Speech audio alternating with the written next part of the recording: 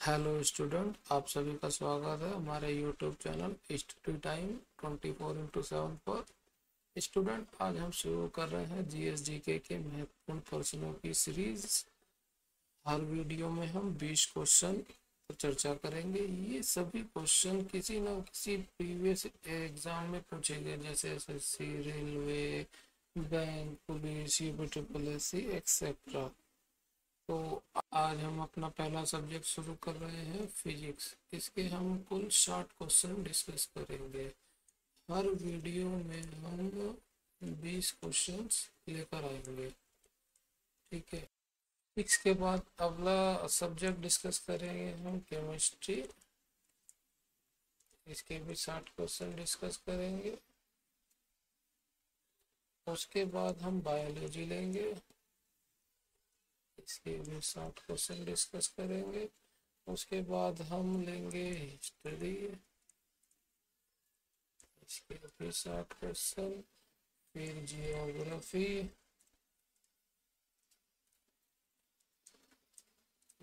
Polity,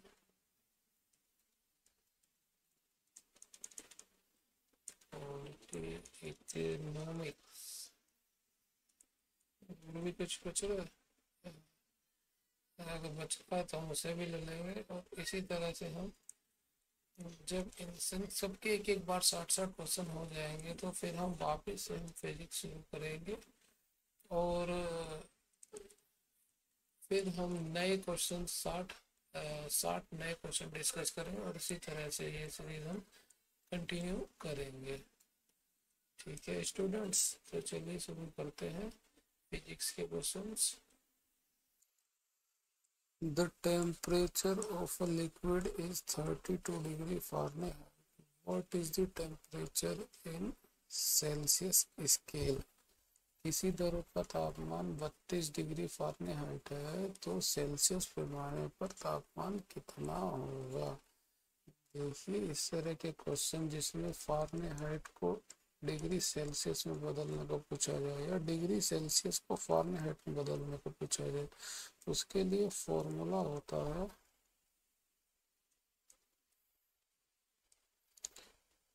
C/5 is equal to F minus 32/9। ठीक है। F क्या है? F में हम फ़ारेनहाइट की वैल्यू रखेंगे और C क्या है? डिग्री सेल्सियस की वैल्यू रखेंगे। तो हमें फिलहाल फ़ारेनहाइट की वैल्यू दी गई है और डिग्री सेल्सियस की पूछी हुई है। ठीक है। तो C is equal to F दिया है 32 माइनस 32/9। 5 हम इधर ले, 5 तो ये तो 0 हो गया, तो सब कुछ 0 हो जाएगा। सी की वैल्यू आई हमारे पास 0, तो इसका आंसर क्या हो जाएगा? बी। ठीक है। उसके अलावा हमें स्टैंडर्ड वैल्यू भी याद रखनी चाहिए। ठीक है। हम फ्रीजिंग पॉइंट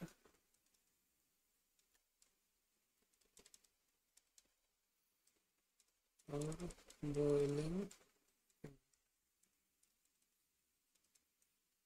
डिग्री सेल्सियस में फ्रीजिंग पॉइंट कितना होता है? 0। और बॉइलिंग पॉइंट कितना होता है? 100। डिग्री फ़ारेनहाइट में फ्रीजिंग पॉइंट कितना होता है? 32। बॉइलिंग पॉइंट कितना होता है? 212। केल्विन में कितना होता है? फ्रीजिंग पॉइंट 273 और बॉइलिंग पॉइंट 373। ठीक है। ये सभी जो पैरामीटर हैं ये वाटर के लिए हैं। ठीक है। एक एटमॉस्फेरिक प्रेशर पे 1 एटमॉस्फेरिक प्रेशर पे। ठीक है। प्रेशर बढ़ने या घटने के साथ इसकी वैल्यू बदल सकती है। ठीक है। उसी के अलावा हमारे पास एक फॉर्मूला और है जिसमें केल्विन को डिग्री सेल्सियस में या डिग्री सेल्सियस को केल्विन में कन्वर्ट करते हैं। कैसे? K equal two degree Celsius plus 273। Degree Celsius में 273 जोड़ने पर हमें केल्विन की वैल्यू मिलती है। या फिर हमें केल्विन की वैल्यू दी हो, डिग्री सेल्सियस निकालना हो, तो हम 273 घटा करके डिग्री सेल्सियस की वैल्यू को निकाल सकते हैं। ठीक है। नेक्स्ट क्वेश्चन,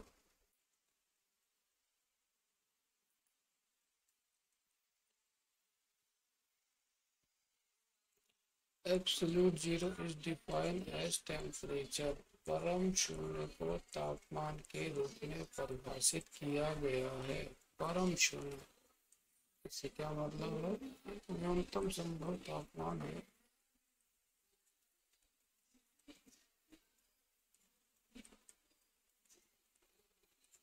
कितना हो सकता है न्यूनतम संभव तापमान? 0 केल्विन। इस पर क्या होगा कि जितने भी मॉलिक्यूलर मोशन है समाप्त हो गए, तो इसका ऑप्शन ए राइट हो जाएगा, जिस पर समस्त आणविक गति समाप्त हो जाती है। which all molecular motion ceases। Next question, a second pendulum is a pendulum whose time period is। एक सेकंड पेंडुलम के बारे में पूछ रहा है कि उसकी समय अवधि कितनी होती है ना। यहाँ देखिए ये पेंडुलम होता है, यहाँ लाके छोड़ा, इसको एक साइकिल पूरा होने में से यहाँ तक जाएगा, से वापिस से इधर गया, इधर से वापस इधर आया। इस एक साइकिल को कंप्लीट होने में 2 सेकंड का समय लगेगा, इसलिए से सेकंड बन जाता है। तो इसका आंसर हो जाएगा डी 2 सेकंड। ठीक है, सेकंड पेंडुलम को एक और नाम से जाना जाता है जिसे कहते हैं रॉयल। ठीक है, इसी तरह से ये पूछ सकता है कि सेकंड पेंडुलम का एक स्विंग होने में कितना समय लगता है, मतलब यहाँ से यहाँ तक जाने में, यहाँ से यहाँ 1 सेकंड का समय लगेगा। 1 सेकंड, एक साइकिल होगी 2 स्विंग, 2 सेकंड के बराबर। Next question, find the power of convex lens. The image form at the distance of 10 centimetre. ठीक है, इमेज बन रही है 10 सेंटीमीटर लेंस है। When the object is placed on the other side of the lens at 40 centimeter of the optical center, उत्तल lens की क्षमता ज्ञात करें। वस्तु लेंस के दूसरी ओर ऑप्टिकल केंद्र 40 सेंटीमीटर दूरी पर रखते हैं, तो बनी छवि लेंस से 10 सेंटीमीटर की दूरी पर हो।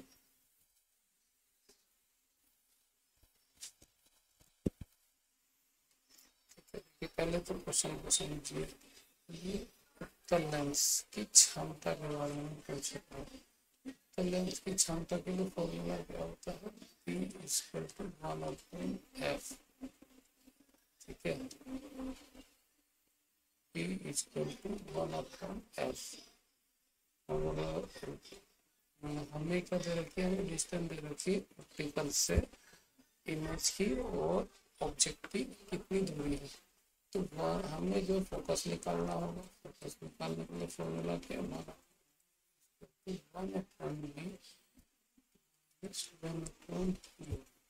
है, ये तो मुझे फॉर्मूला जो। ठीक है, अब हम समझते हैं क्वेश्चन को। ठीक है, देखिए ये है एक पतली लेंथ हो गई। ठीक है, जिसका सेंटर पॉइंट ये हो गया। ठीक है, यहाँ से कह रहा है 10 सेंटीमीटर। इमेज जो है यहाँ पे कहीं बन रही है 10 सेंटीमीटर की दूरी पर। ठीक है, और जो है ऑब्जेक्ट रखा हुआ है वो है 40 सेंटीमीटर की दूरी पर यहाँ पर कहीं। ठीक है, इमेज कुछ इस तरह से बन रही होगी। जो ये डिस्टेंस होती है इसको हम यू से रिप्रेजेंट करते हैं, और जो इमेज की डिस्टेंस होती है उसको हम वी से रिप्रेजेंट करते हैं। अब ध्यान से देखिए, क्योंकि हम लाइट इधर से आ रही है, ठीक है, से लाइट, क्योंकि हम ऑब्जेक्ट के लेंस के सेंटर से हम लेंस के सेंटर से विपरीत डायरेक्शन में हम ऑब्जेक्ट को मेजर कर रहे हैं, तो इसलिए हमें इसे हमेशा नेगेटिव ही लेना है, ठीक है। और ये क्योंकि लाइट की डायरेक्शन में जा रहा है तो ये पॉजिटिव, तो यहाँ पे v की वैल्यू कितनी हो जाएगी हमारे पास 10 सेंटीमीटर, और u की वैल्यू कितनी हो जाएगी 40 सेंटीमीटर। देखिए 1 मीटर बराबर होता है 100 सेंटीमीटर, ठीक है। तो हमें जो है मीटर में कन्वर्ट करना है, तो हम इसे 100 से भाग कर देंगे, ठीक है। तो मीटर में आएगा तो हम 100 से भाग कितना हो जाएगा 0.4 माइनस में ये मीटर हो जाएगा। इसी तरह से बी को हम निकाल लेंगे, 100 से भाग करें तो मीटर में हो जाएगी, कितनी आएगी 0। फॉर्मूला क्या था मेरे पास,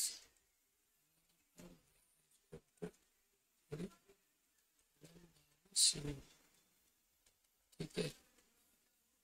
v की वैल्यू कितनी दी है 0. और u की वैल्यू कितनी है 0.4, वो भी माइनस है, तो ये तो इधर चला जाएगा माइनस, तो प्लस में हो जाएगा। इसको भी कर देते हैं, इससे दशमलव हटाएगा 0 यहाँ पे बढ़ेगा, तो ये 10 हो गया, 10 हो जाएगा, इसकी हटाएंगे तो ये 10 डिवाइड करेंगे तो 12.5 मीटर। तो 1/f की वैल्यू आ गई हमारी, तो फॉर्मूला का p = फोकस निकालने के 1/f, यहाँ पे हमारा तो कितना हो गया, ये डायरेक्ट वैल्यू कितना हो जाएगा 12.5 प्लस पहले क्या लगाते हैं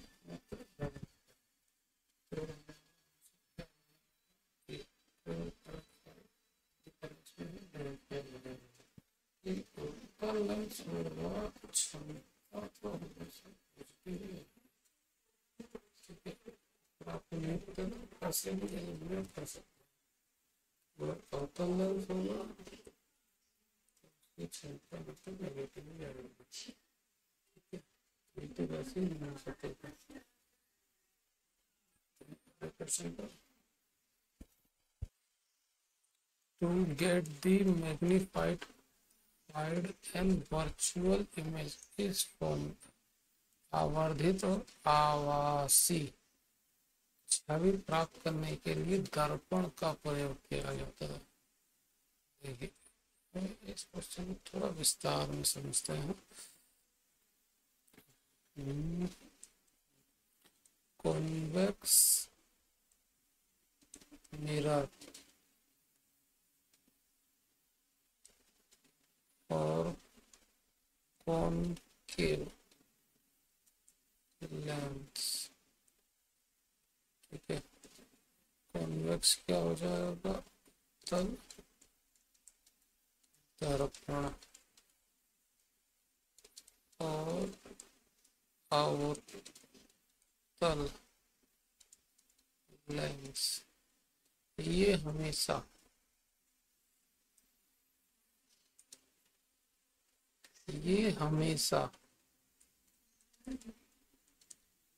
वर्चुअल एंड इरेक्ट इमेज बनाएंगे जो हमेशा डिमेंस्ड होगी। डिमेंस्ड मतलब छोटी इमेज होगी, वर्चुअल मतलब आभासी, इरेक्ट मतलब सीधा, ठीक है। तो देखिए ये डिमेंस कह रहा है, यहाँ पे पूछा इसने मैग्नीफाइंग हुआ, तो हम इसको ऐसे ही काट सकते हैं कि अवतल लेंस कौन सा है, ये नहीं हो सकता। और उत्तल दर्पण ये भी नहीं हो सकता।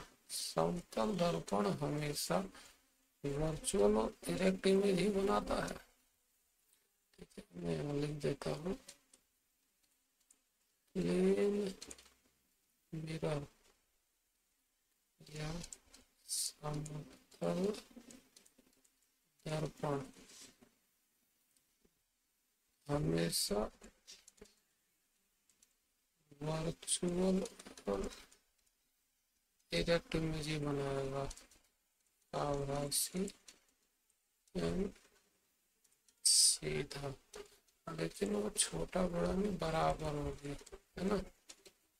तो ये प्लेन मिरर की खासियत है। अब इसके बाद बचता है और उत्तल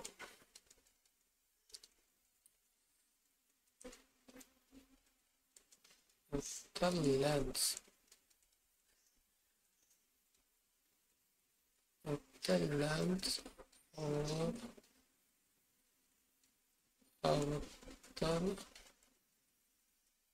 अवतल दर्पण।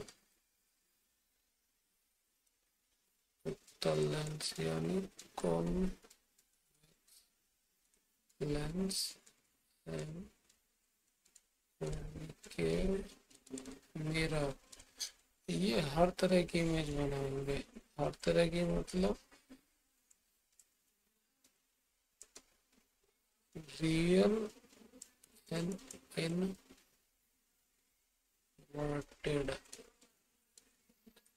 रियल मतलब वास्तविक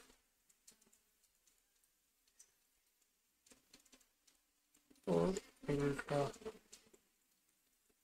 ठीक है। या फिर ये आभासी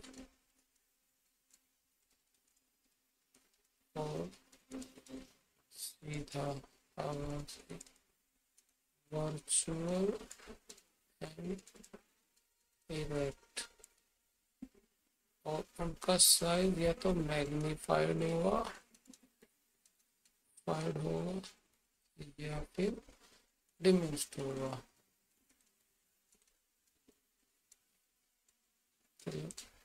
तो बड़ा या छोटा दोनों ही बना सकते हैं, ठीक है। उत्तल लेंस और अवतल दर्पण बड़ा छोटा उल्टा सीधा आभासी वास्तविक सब बना सकते हैं। और प्लेन मिरर हमेशा जो है वर्चुअल और रिएक्टिव बनाएगा जो बराबर होगा, ठीक है, ना छोटा ना बड़ा होगा। कॉन्वेक्स मिरर और उत्तल लेंस, कॉन्वेक्स उत्तल दर्पण और अवतल लेंस ये हमेशा छोटा ही इमेज बनाएंगे जो वर्चुअल और डायरेक्ट होगा। तो इसका आंसर क्या हो जाएगा, देखिए यहाँ पे अवतल दर्पण जो बड़ा भी बनाएगा, क्वेश्चन में से पूछा भी गया मैग्नीफाइंग और वर्चुअल, तो ये तो हर चीज बनाएगा, ठीक है। तो इसका हमारा आंसर हो जाएगा सी। Of the following terms, which is the product of force and time is? निम्नलिखित पदों में से बल और समय का गुणनफल कौन सा है। देखिए प्रोडक्ट का मतलब यहाँ से होता है ना, तो ये कह रहा है फोर्स को एफ से रिप्रेजेंट करते हैं, प्रोडक्ट गुना हो गया और टाइम। ये किसका होता है, ये होता है इम्पल्स का, ठीक है।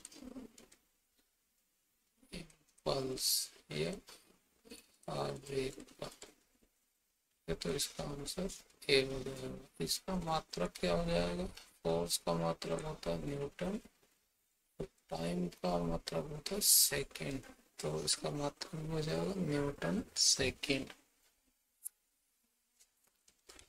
ठीक है। और हम इनकी भी कर लेते हैं चर्चा। शक्ति पावर क्या होती है, वर्क अपॉन टाइम, वर्क का मात्रा क्या होता है जूल, टाइम का सेकंड होता है ये। एनर्जी, इसका फॉर्मूला क्या होता है, देखिए दो प्रकार के होते हैं, एक तो होती है स्थितिज ऊर्जा, दूसरी होती है गतिज ऊर्जा। इसका फॉर्मूला क्या होता है, mvh। गतिज ऊर्जा का फॉर्मूला क्या होता है, mv²। ऊर्जा का मात्रक हमेशा जूली होता है, ठीक है, इसका भी मात्रक जूली हो जाएगा। इसका हम एक और मात्रक निकाल सकते हैं यहाँ से, ठीक है। चलिए इसे आगे कभी डिस्कस करेंगे। कार्य का मात्रक में भी पढ़ाई, कार्य का मात्रक, इसका फॉर्मूला भी पढ़ लेते हैं। इसका फॉर्मूला होता है फोर्स गुना डिस्प्लेसमेंट। इसके मात्रक निकलेगा, कार्य का मात्रक जो होता है दूसरा, इसका यहाँ से मात्रक निकलेगा न्यूटन मीटर, ठीक है। नेक्स्ट क्वेश्चन हमारा, person who is colorblind cannot distinguish between अंधता वाला व्यक्ति इनमें अंतर नहीं कर सकता। देखिए वो कलर होता है रेड और ग्रीन, इसीलिए रेलवे के लोको पायलट में हमेशा कलर ब्लाइंडनेस टेस्ट होता है। रेलवे पायलट में इसलिए कलर ब्लाइंडनेस टेस्ट किया जाता है। भाई आपको जिंदगी का सवाल है और नजर तो चाहिए 6/6। Next question, speed of light in is air, वायु में प्रकाश की गति क्या होती है। देखिए जो वैक्यूम होता है, वैक्यूम से निर्वात बोलते हैं, उसमें होती है लाइट की गति 3 × 10⁸ मीटर पर सेकंड। जो एयर में होती है लगभग मीटर पर सेकंड होती है। लेकिन आंसर में तो कहीं दिया ही नहीं है, इसको हम ले सकते हैं, तो 3 × 10⁸ मीटर पर सेकंड इन एरिया। अगर कहीं पे आपसे इतना प्रिसाइज पूछ लिया जाता है 2.9 ही लगाएंगे एयर के केस में, ठीक है। क्वेश्चन,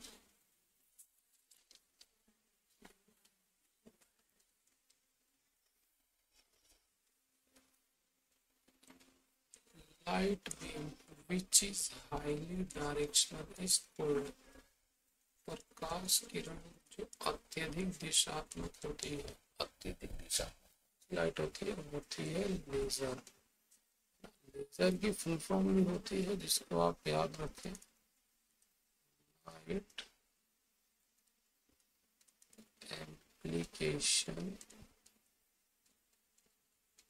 बाय stimulated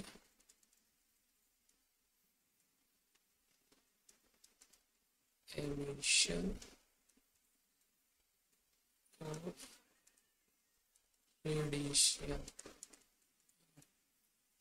और इसी तरह से मेसर की फुल फॉर्म जो होती है, मेसर में लाइट की जगह पे माइक्रोवेव आ जाएगा, माइक्रोवेव, बाकी सब सेम ही रहेगा, एक्सेप्ट, ठीक है। लेजर क्या होती है, लेजर क्या होती है, ये एक विजिबल रे होती है ना, इसे देख सकते हैं,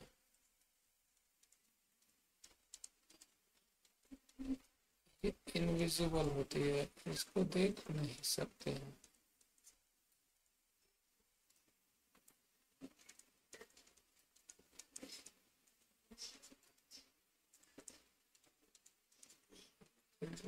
ठीक है,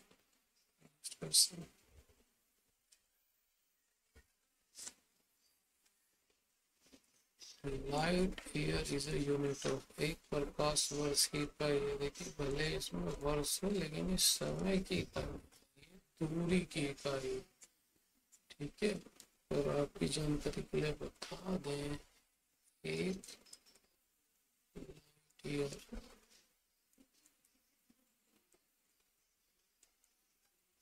9.4 into 10⁻15 मीटर होता है।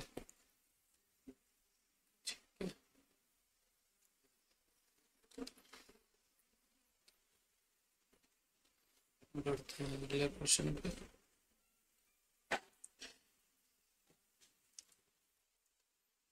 Convex mirror is generally used in, तल दर्पण का प्रयोग सामान्यतः डैश में किया जाता है। लेकिन मैंने उत्तल दर्पण के बारे में बताया था कि ये छोटी इमेज बनाता है क्या, तो छोटी इमेज हम जो रियर व्यू ऑफ मिरर होता है ना, जो साइड साइड व्यू होता है देखने के लिए, उसमें दूर की वस्तुओं को या बगल में जो चीजें जा रही है वो छोटी दिखाई देती है, वो इसी वजह से दिखाई दे रही है। ठीक है। और अवतल दर्पण में, अवतल दर्पण में रिफ्लेक्टर ऑफ हेडलाइट के लिए, हेडलाइट के रिफ्लेक्टर में यूज होता है ये अवतल दर्पण, कॉनकेव मिरर। ठीक है। Next question, hertz is the unit of, hertz की इकाई है फ्रीक्वेंसी। कोई चीज है जैसे ये है, ये एक साइकिल हो गई, एक सेकंड में इस तरह की कितनी साइकिल चल रहा है उसे फ्रीक्वेंसी बोलते हैं। ठीक है। इसकी एक और यूनिट होती है साइकिल पर सेकंड।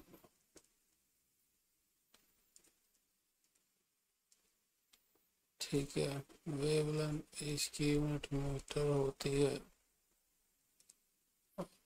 इंटेंसिटी तीव्रता, तीव्रता की यूनिट होती है वाट पर मीटर स्क्वायर। ठीक है। होता है। Next question, the range of frequency of ultrasonic wave, ultrasonic तरंग की आवृत्ति कितनी होती है, greater than 20 kilo hertz, 20 kilo hertz से अधिक होती है। अल्ट्रासोनिक वेव कितनी होती है, 20 किलो हर्ट्ज या फिर 20,000। उस 1000 को या तो ऐसे लिखा जाएगा या ऐसे लिखा जाएगा, जैसे इसमें लिखा हो, इसमें 1000 भी लिख दिया गया और ये भी लिख दिया गया, इसलिए ये गलत हो गया। और एक होता है इंफ्रासोनिक, इंफ्रासोनिक वेव, ये होता है लेस देन 20 हर्ट्ज। ठीक है। इसके बीच में एक रेंज होती है ऑडिबल, है ना, जो 20 से 20 किलो हर्ट्ज होती है, तो जो मनुष्य सुन सकता है वो ये रेंज होती है, इसलिए इसे ऑडिबल बोलते हैं। ठीक है। Option A is right. Next question, sound can not pass through, देखिए साउंड एक मैकेनिकल वेव है। ठीक है। मैकेनिकल वेव, हिंदी में कह सकते हैं यांत्रिक तरंग। यांत्रिक तरंग को चलने के लिए माध्यम की आवश्यकता होती है।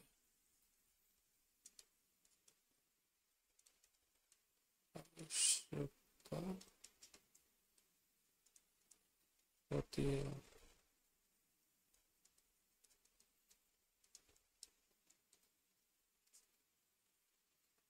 ठीक है, और वैक्यूम में कोई मीडियम होता नहीं है, इसलिए इसका आंसर डी राइट हो जाएगा। अब साउंड देखिए सबसे तेज किस में ट्रेवल करेगा, सॉलिड में, फिर लिक्विड, और फिर gas.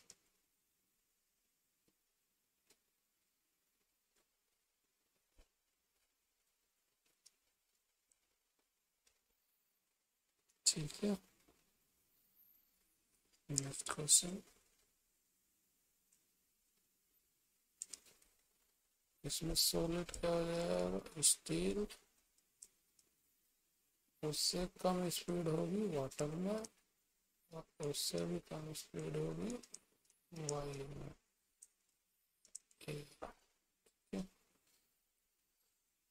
Speed of sound is dash on rainy day then on dry day.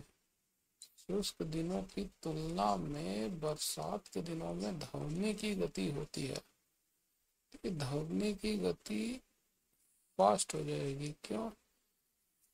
क्योंकि इसका घनत्व कम हो जाएगा एयर में वाटर मॉलिक्यूल्स प्रेजेंस होने की वजह से, है ना। इसका फॉर्मूला जो होता है V इक्वल टू रूट के अपॉन रो।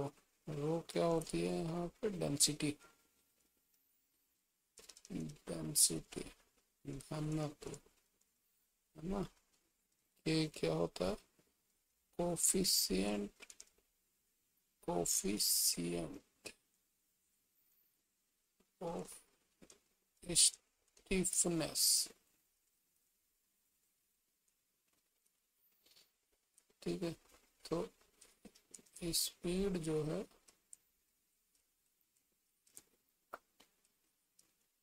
डेंसिटी के इनवर्सली प्रोपोर्शनल हो जाएगी।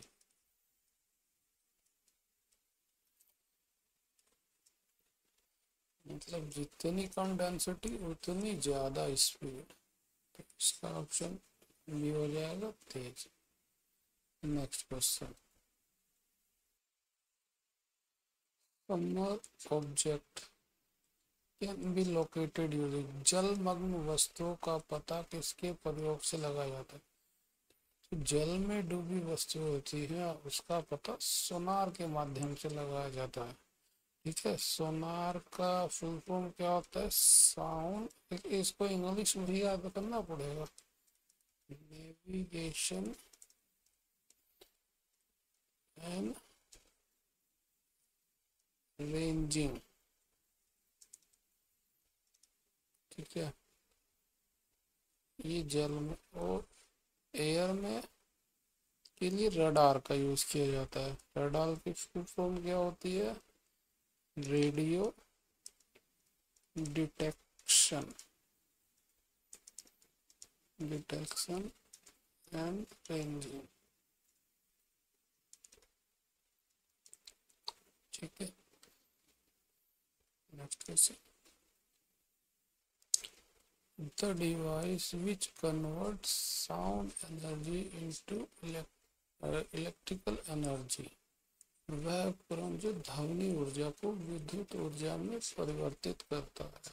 क्या एम्पलीफायर करेगा काम नहीं। स्पीकर क्या करता है, स्पीकर जो है साउंड एनर्जी को, सॉरी, इलेक्ट्रिकल एनर्जी को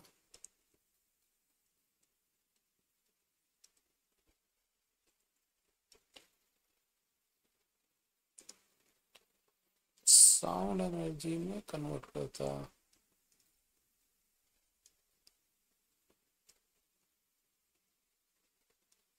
एनर्जी में कन्वर्ट करता है, कौन करता है, स्पीकर। साउंड एनर्जी को इलेक्ट्रिकल में कन्वर्ट करता है माइक्रोफोन। तो इसका ऑप्शन हो जाएगा C. Next question. Which of the following law of conversion application on the motion of rocket? निम्नलिखित में संरक्षण का कौन सा नियम रॉकेट की गति पर लागू होता है? कन्वर्जेशन ऑफ मोमेंटम, संवेग का संरक्षण। ठीक है, मोमेंटम का फॉर्मूला क्या होता है? m into V. तो इसका मात्रक क्या हो जाएगा? kg मीटर पर सेकेंड। ठीक है,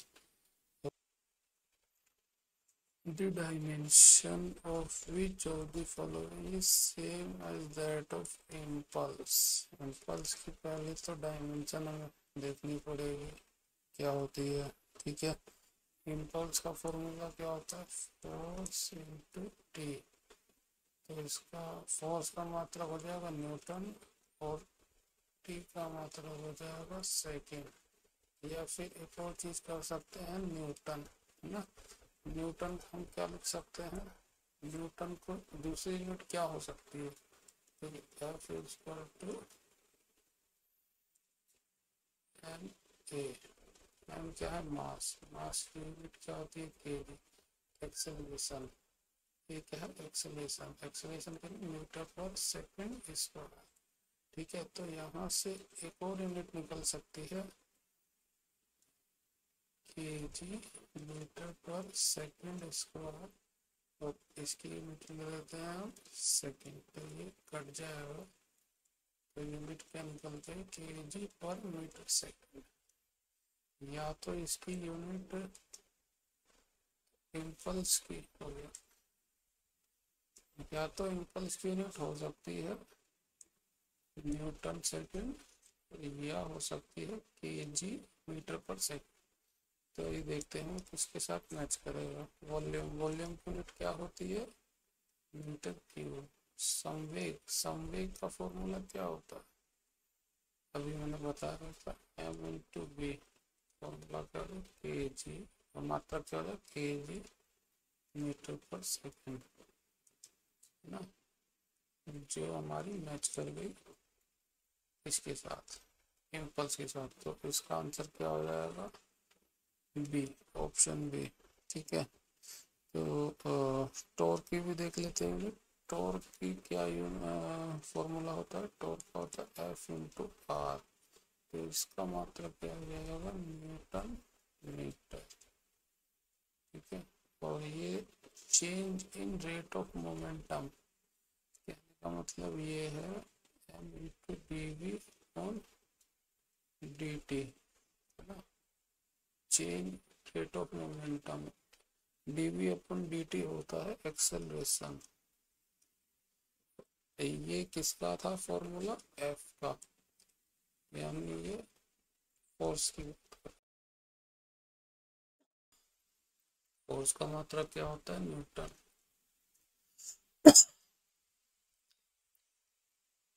next question, the slope of velocity time graph represents वेग समय ग्राफ का ढलान दर्शाता है। देखिए, जब वेग और स्लोप की बात आएगी तो इसको ऐसे लिख सकते हैं, dv अपन dt। ठीक है, और dv अपन dt क्या होता है? एक्सेलरेशन, है ना। तो ये एक्सेलरेशन का हो गया। अब इसकी जगह पे ये हमें दे देता डिस्टेंस, डिस्टेंस और टाइम का ग्राफ। ठीक है, तो ये किसको रिप्रेजेंट करेगा? ये रिप्रेजेंट करेगा वेलोसिटी, वेलोसिटी को, वेलोसिटी को। ठीक है, या इसकी जगह पे ये दे दे एक्सेलरेशन। ठीक है, एक्सेलरेशन टाइम ग्राफ। ठीक है, ये किसको रिप्रेजेंट करे? तो जर्क को। ठीक है, तो यहाँ से हम कह सकते हैं डिस्प्लेसमेंट और टाइम का ग्राफ टाइम का ग्राफ रिप्रेजेंट करेगा वेलोसिटी। ये डिस्टेंस है, डिस्टेंस और टाइम का ग्राफ स्पीड को रिप्रेजेंट करेगा। तो ये भाई नेक्स्ट क्वेश्चन।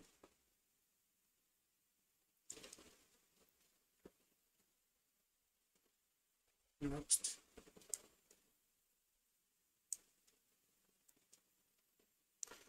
स्टूडेंट, यहाँ पर हमारे 20 क्वेश्चन समाप्त होते हैं। अगली वीडियो में भी हम 20 क्वेश्चन डिस्कस करेंगे जो कि फिजिक्स के ही होंगे। ठीक है, आपको हमारी ये वीडियो कैसी लगी उसके बारे में ज़रूर बताएं। अगर आपको ये वीडियो अच्छी लगी हो तो चैनल को लाइक करें, शेयर करें और सब्सक्राइब करें। Thank you.